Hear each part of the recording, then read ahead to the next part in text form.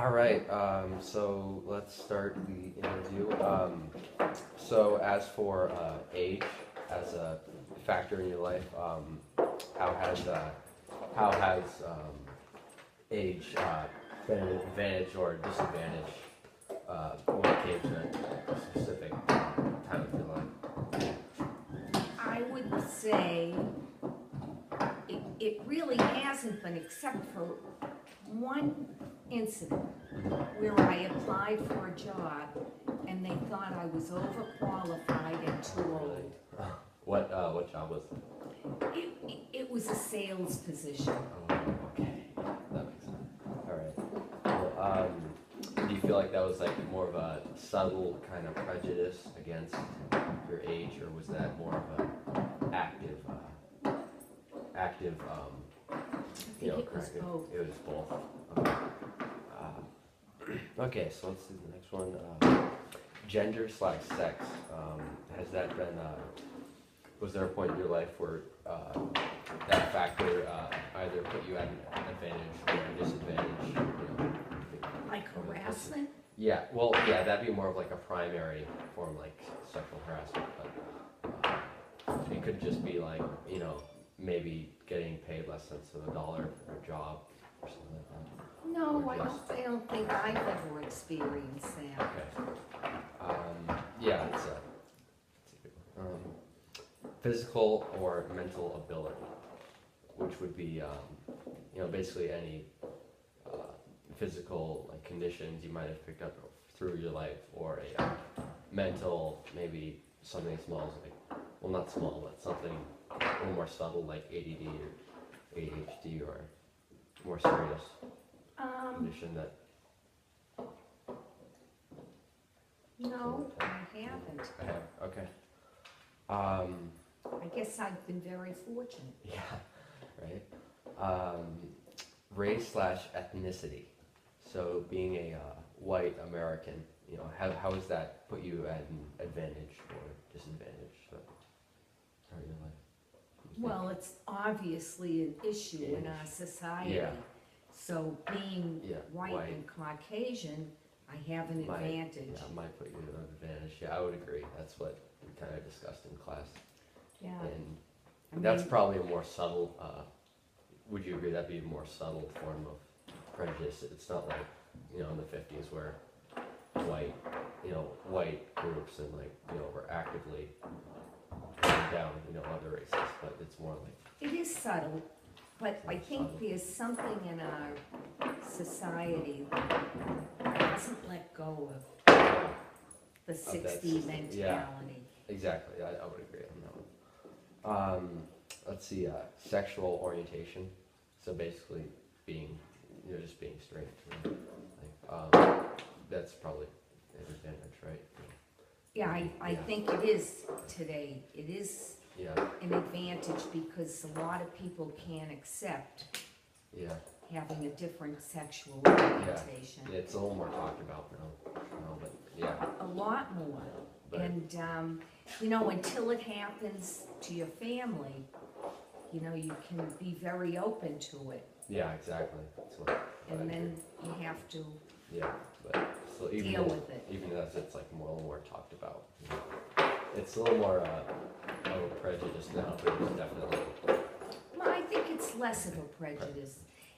And when you think about it, it's something that's been around for ages. Yeah. It's even in biblical times. Yeah, exactly.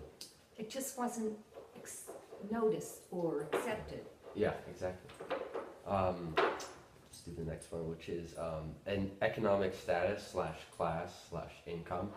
So as as that factor is kind of played out in your life from an early age, maybe until a time that you could change that class, does that put you at an advantage or a disadvantage?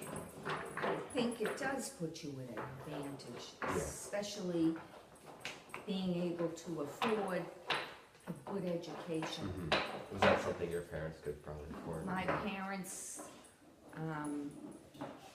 worked very hard to give us all a higher education, and master's degrees. Yeah. Too. I mean, that was a priority. Yeah. Because they felt without that, you couldn't go forward. Yeah, so that's a kind of little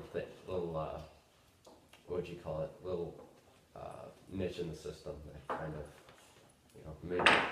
And I think that a lot of times when parents didn't have it when they were younger, they want to afford it for their children. Yeah, but all right, cool.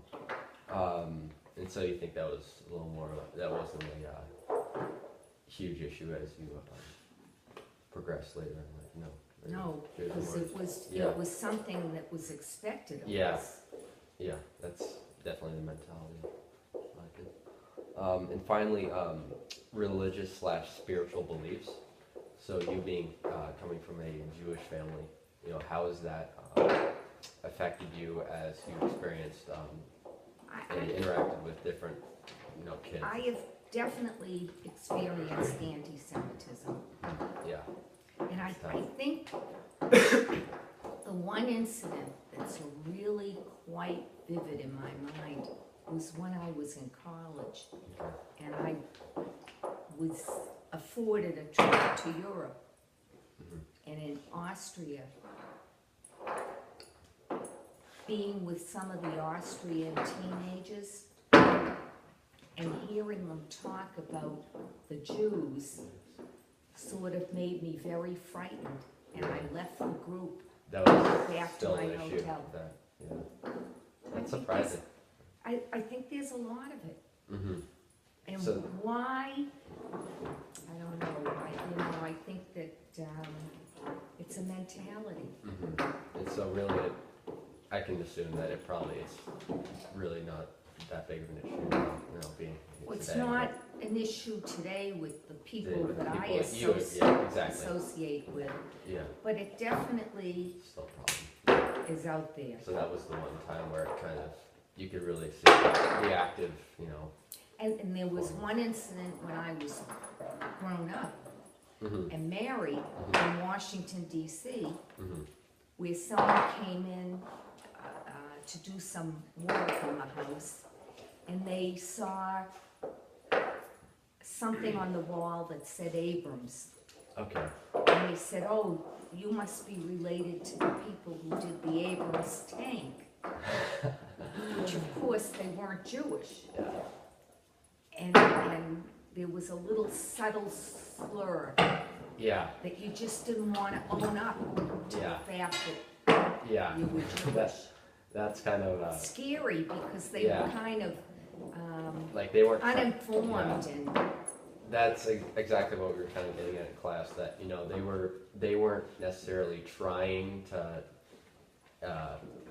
offend you, but that subtle little ignorance, it's an ignorance. That's exactly what it was. It's a kind of a predetermined mindset that kind of worked against you. And when they saw the name, they didn't associate it with a Jew. That's funny. All right, that's the end. Thanks so much. You're welcome. All right.